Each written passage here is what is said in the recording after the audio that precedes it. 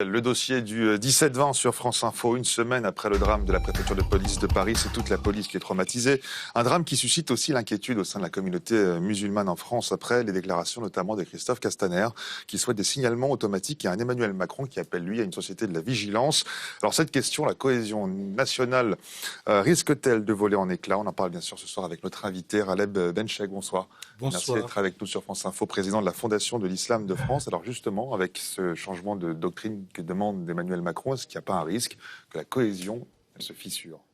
Pour l'instant, la digue n'a pas cédé. La cohésion nationale, qui est un enjeu majeur pour nous tous, est notre but et nous œuvrons inlassablement pour cela. Qui dit société de vigilance ne dit pas nécessairement délation, défiance, manque de confiance. Dit il y a une réelle inquiétude. Et la décence nous recommande qu'en ces temps de deuil, d'attaques et d'attentats perpétrés par des djihadistes, de garder le sang-froid, la dignité et par la suite séparer les paramètres, parler calmement et sereinement. Donc d'après vous, Emmanuel Macron a bien fait d'employer ces mots et d'appeler à une société de vigilance?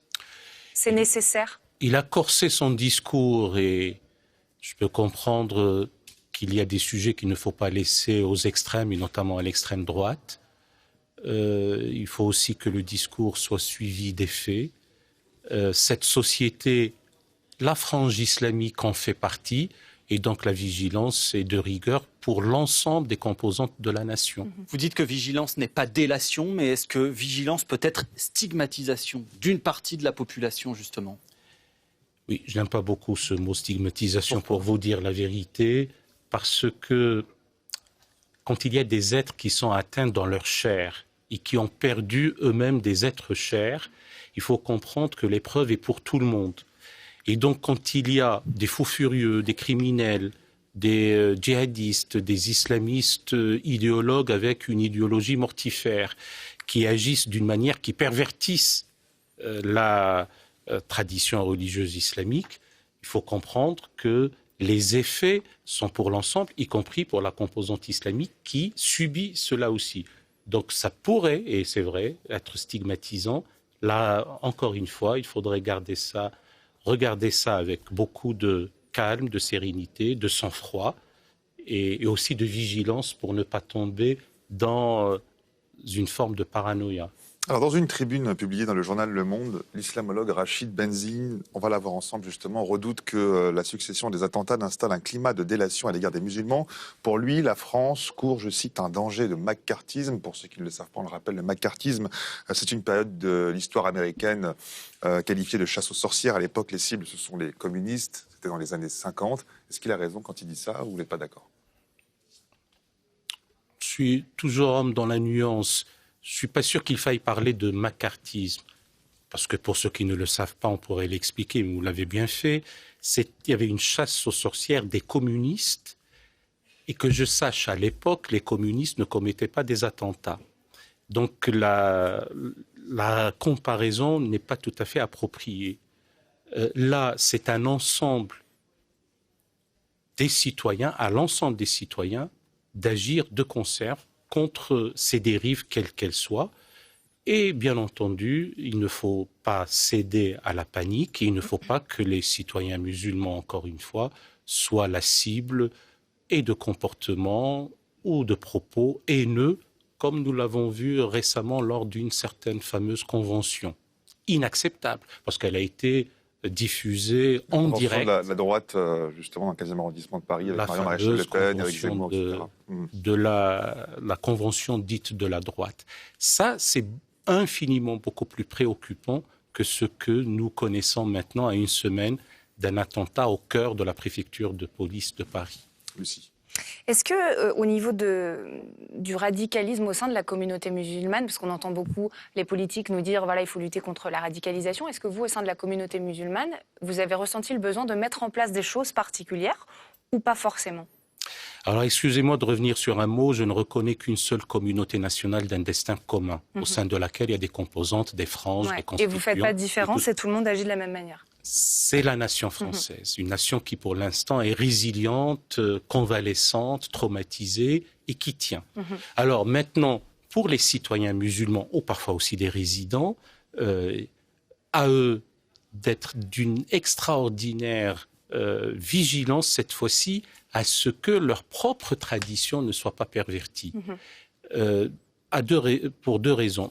J'ai toujours dit qu'il ne suffit pas de dire « halte à l'amalgame, ceci n'a rien à voir avec l'islam, l'islam est une religion de paix ». Nous sommes un certain nombre à le croire et à le penser, mais ça ne suffit pas. Il y a lieu aussi d'œuvrer inlassablement sur les fondements théologiques qui auraient ou avaient permis la collusion de la violence et du sacré sur la psyché de cette jeunesse qui est devenue proie facile à des doctrinaires, à des sermonnaires. Donc ce travail est à mener en deux temps. Le premier temps, c'est celui de la sécurité et le second temps, c'est celui de l'éducation, de l'instruction, de la préparation, d'expurger des esprits cette idéologie mortifère, d'extirper de la conscience des uns et des autres de quoi justifier le passage à l'acte. Alors, l'enquête qui est en cours, l'enquête judiciaire qui est en cours suite à la tuerie de la préfecture de police, s'intéresse notamment au rôle joué par un imam, l'imam de Gonesse, que visiblement Michael Harpon a fréquenté. L'homme, cet imam, a souhaité répondre aux accusations qu'il concerne face aux caméras. On va l'écouter et puis on en parle juste après.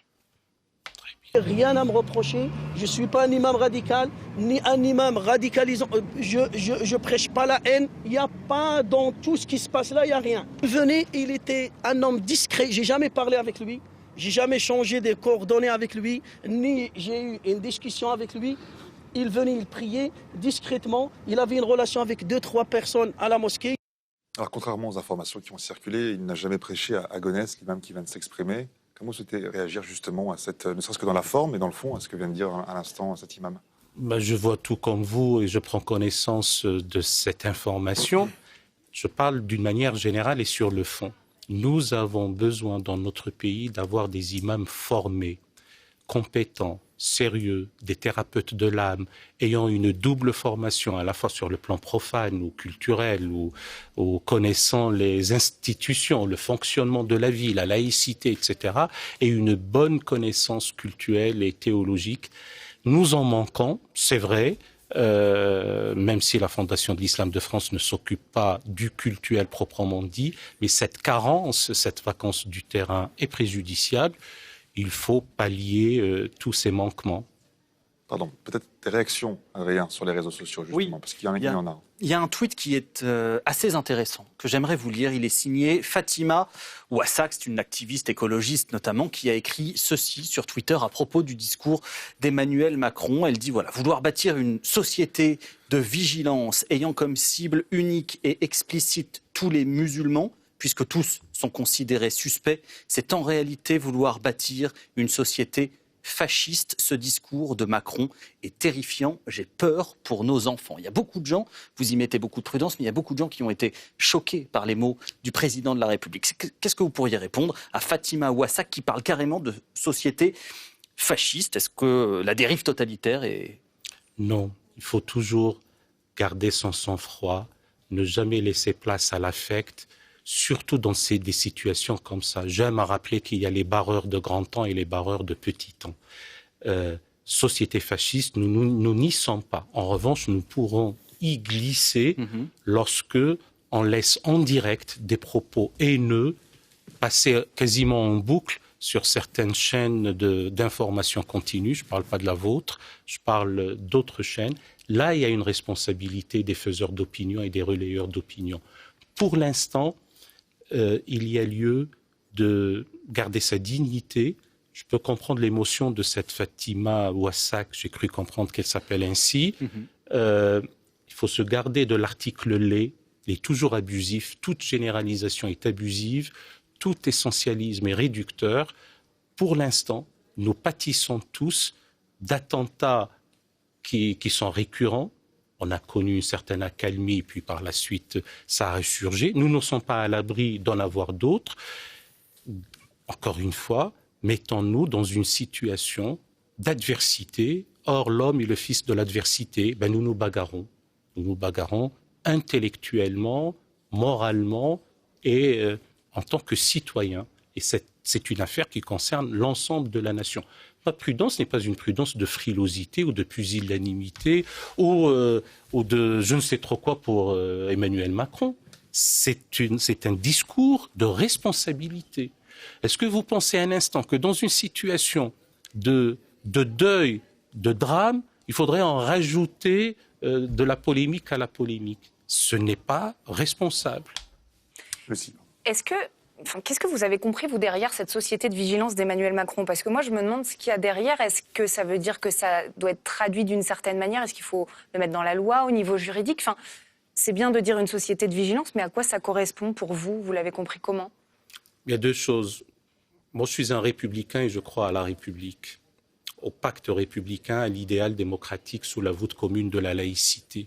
Deuxièmement, je l'ai compris dans un premier temps, avant peut-être que d'être orienté ou éclairé par d'autres réactions, que lorsque je suis dans un train et je vois un sac isolé, je suis vigilant, je le fais savoir. Quand il y a tel ou tel manquement, d'abord à la loi, avant tout, mais aussi aux règles de bienséance, de bon comportement. Moi, je ne comprendrais pas pourquoi un homme ne serrerait pas la main d'une femme. Pourquoi pas, il ne lui ferait pas une bise de bon matin, ils sont collègues. Est-ce que quand on voit un homme barbu, il faut être vigilant? Comme l'a demandé Christophe Castaner. Mais Christophe Castaner lui-même est barbu. Que je sache, on ne va pas être vigilant en voyant le ministre de l'Intérieur. Le Premier ministre lui-même est barbu. La mode hipster. Et tiens, nos joueurs de football sont barbus. Allez, de grâce, nous n'allons pas verser... Vous n'y êtes pour rien, Jamel Mazi, ce n'est pas ça l'idée. Mais de verser... comme ça, de démission en démission, je parle de démission de l'esprit, d'abdication, à aller au ridicule, qui, j'espère, ne tuera pas. Mais du coup, on a un peu du mal à comprendre, parce qu'on nous parle de signes, mais finalement, ces signes, ils ne sont pas tellement définis, et ils peuvent parfois porter à confusion, et il faut faire attention sur ces signes-là aussi. Vous avez tout à fait raison. Là aussi, il y a deux aspects. Il y a le premier aspect que je pourrais qualifier d'indicateur ou de symptôme d'une certaine maladie. Bon. Il faut peut-être diagnostiquer le mal afin de lui trouver la bonne médication, une médication appropriée. Et le second signe, quand on est déterminé à faire le mal et d'aller perpétrer un tel ou tel attentat, on pourrait, si j'ose dire, aller la veille en boîte de nuit, se dévergonder comme l'aurait fait le mécréant, et commettre ce qu'on a envie de commettre. Parce qu'une idéologie mortifère, avec cette fameuse notion de dissimulation, ce n'est pas qu'une affaire de signes. Donc les deux aspects. Le premier, certes, à cause d'une compréhension rétrograde, passéiste, crétine, une religiosité aliénante, une obsession de la norme, sur laquelle il faut travailler, et donc c'est pour ça que j'en appelle un énorme travail titanesque sur les questions théologiques, de la refondation de la pensée, d'un aggiornamento même au-delà. Et nous sommes demandeurs de lieux d'enseignement, d'éducation et d'instituts. Et le second point, au risque de me répéter, ce n'est pas suffisant. On peut contourner ces fameux signes dénonciateurs ou indicateurs pour commettre l'irréparable. Alors, en ce qui concerne les jeunes, justement, et leur signalement, Lucie, le ministre de l'Éducation, Jean-Michel Blanquer, a répondu aux questions d'Europe 1 ce matin. Oui, Jean-Michel Blanquer qui a notamment donné un chiffre, on va l'entendre, celui des adolescents qui peuvent avoir un problème, dit-il, avec la laïcité. Alors, à qui ça correspond? Combien sont-ils? On écoute le ministre. Nous devons prévenir la radicalisation avec les élèves, d'où toutes les mesures que nous prenons en matière de laïcité. Vous savez, nous avons maintenant des équipes laïcité dans chaque rectorat de France qui interviennent à la demande de tout professeur qui le demande. Plus d'un millier d'élèves, vous confirmez ce chiffre ? Oui, c'est autour de cela. Et nous avons à peu près 900 cas par trimestre de signalement d'un problème lié à la laïcité. Nous réagissons chaque fois qu'on nous le demande. Ce que j'affirme, c'est que nous sommes maintenant organisés pour faire face à cela et que la force doit être du côté du droit, c'est-à-dire de la République. Galeb Bencher, on a entendu près d'un millier d'élèves concernés, en tout cas qui auraient un problème avec la laïcité. C'est inquiétant, ça, pour vous? Oui. C'est inquiétant, je le dis d'autant plus en connaissance de cause que je suis membre du Conseil des sages de la laïcité et nous sommes saisis de ces cas inquiétants. Toutefois, il faut savoir relativiser les choses. 1 millier de cas, mais il n'y aurait-il eu qu'un seul cas et il nous aurait interpellés avec sérieux sur la totalité de l'ensemble des élèves. Deuxièmement, j'ai toujours dit que la République ne doit pas faillir et l'autorité revient à la République.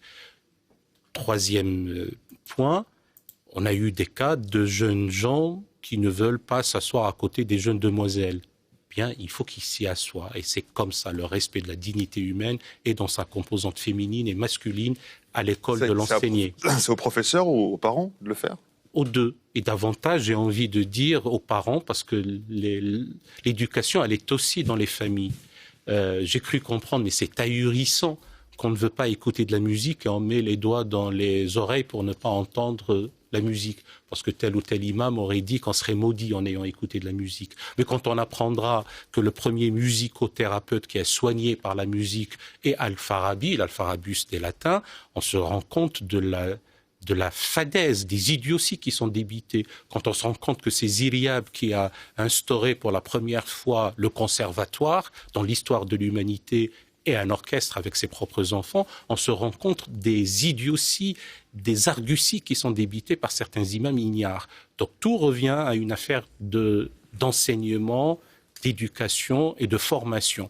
Dernier cas, j'ai cru comprendre que certains manquements au principe de la laïcité seraient du genre on n'aimerait pas la couleur rouge parce que ce serait celle du diable. Tout cela relève de la fragilisation des esprits de nos jeunes écoliers. Eh bien, la réponse doit être dans le fait de déguiser leur entendement et de faire en sorte que leur esprit puisse tamiser par la raison les idioties qui sont débités par des imams ignares. Alors, il y a 5 ans, le gouvernement avait souhaité prendre à bras-le-corps justement le problème de la radicalisation, en lançant notamment un site internet pour aider à mieux déceler justement les signes, Adrien. Absolument, ce site internet, il s'appelle Stop Djihadisme. Alors, je ne suis pas sûr que beaucoup de gens savent que ce site-là existe, donc c'est aussi pour ça qu'on vous en parle. C'est un site de sensibilisation à la propagande terroriste qui permet aussi d'alerter de signes de radicalisation dans son entourage. C'est peut-être une forme d'incarnation de la fameuse société de vigilance, mais à quoi ça sert et surtout quel bilan en tirer plusieurs années après? Voici la réponse, je suis à peu près certain que vous aurez des choses à dire après. Sur la page d'accueil du site, une vidéo s'ouvre automatiquement. Des captures d'écran de profils Facebook de terroristes, des photos violentes, des images tirées de la propagande djihadiste. Et puis ce message. Ils te disent « sacrifie-toi à nos côtés, tu défendras une juste cause ». En réalité, tu découvriras l'enfer sur terre et mourras seul, loin de chez toi. Janvier 2015, le gouvernement lance cette plateforme en ligne, Stop Djihadisme. Un site internet pour alerter en cas de radicalisation d'un proche ou d'un voisin. Les parents de terroristes, nous sommes des victimes. Et sensibiliser à la propagande terroriste grâce à ce numéro vert. Il faut informer les jeunes de tout cela. C'est une manière de les protéger, les jeunes et les autres. Il faut protéger nos concitoyens. 5 ans après, où en est-on? Le dispositif est-il efficace? Depuis sa création en 2014, 68 000 appels ont été comptabilisés, avec un record en 2015 au lendemain des attentats de Charlie Hebdo. Pourtant, seuls 8% des appels ont donné lieu à des identifications sérieuses. Et pour Dounia Bouzar, à l'origine de la plateforme, il y a eu un problème de communication. La difficulté, c'est que les djihadistes, forcément, entendent la façon dont on les repère et se réajustent sans arrêt. Donc, il y a eu une perte d'efficacité au fur et à mesure que l'on a communiqué sur les indicateurs, puisque au fur et à mesure, le groupe djihadiste s'adaptait. Si le dispositif permettait de tirer la sonnette d'alarme, aujourd'hui, il sert principalement d'écoute et d'accompagnement, notamment pour les proches de personnes radicalisées. Rala Benchak, on l'a entendu également ce matin de la bouche même du ministre de l'Intérieur Christophe Castaner face aux sénateurs de la commission des lois, affirmer que l'ennemi avait toujours un temps d'avance. On le voit, il s'adapte malgré les signes, malgré les efforts de communication du gouvernement. Comment on fait finalement pour lutter le plus efficacement possible contre ces risques de djihadisme, de radicalisation? Parce qu'à mon avis, et ce n'est qu'un avis, et si je devais avoir une réponse, je pense que je ne serais pas uniquement président de la Fondation de l'Islam de France, mais je serais aussi avec les forces de l'ordre pour avoir le même temps, si ce n'est un temps d'avance, cette fois-ci par rapport aux djihadistes. Mais à mon avis, nous sommes en train de nous attarder ou de nous intéresser aux symptômes, aux effets et très peu aux causes.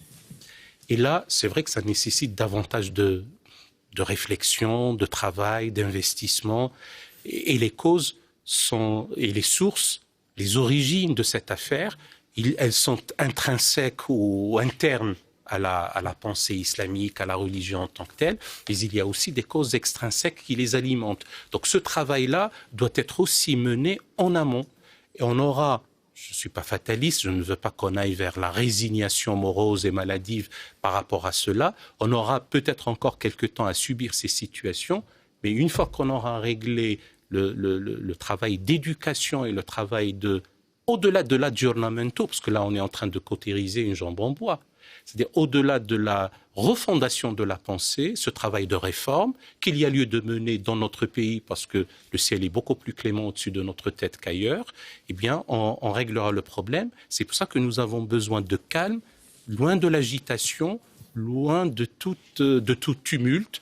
Quand je vois le tweet d'une députée écervelée qui dit l'islam est une religion importée dans la pratique radicalisée. C'est le tweet de Nadine Morano, on peut peut-être le montrer à l'antenne justement, puisque vous l'avez aussi sous les yeux. Quel aveu de faiblesse, dit-elle, après les bougies, nous voici condamnés à la vigilance permanente dans nos vies pour pallier à l'abaissement de l'État régalien. L'islam est une religion importée dont la pratique radicalisée tue. Stop, a écrit Nadine Morano. Oui, on pallie directement, le verbe est intransitif, donc là elle a commis une faute de français, il faudrait peut-être qu'elle sache mieux parler le français dans notre pays. Et deuxièmement, l'islam n'est pas une religion importée. La France fut une puissance musulmane du point de vue démographique et ceux qui sont morts à Verdun ont sauvé l'honneur de la France et ont libéré la France. Il faut aussi qu'elle le sache. On n'a jamais dit d'elle qu'elle est d'origine italienne et on le dira d'un tel ou un tel. Ça fait partie des problèmes dits de stigmatisation. J'ai dit que je ne veux pas verser dans la polémique, mais je donne un exemple de ce qu'il ne faut surtout pas faire. Merci infiniment. Merci beaucoup, Raleb Benchak, islamologue et président de la Fondation de l'Islam de France, d'avoir été l'invité du 17-20 de France Info. Vous restez avec nous.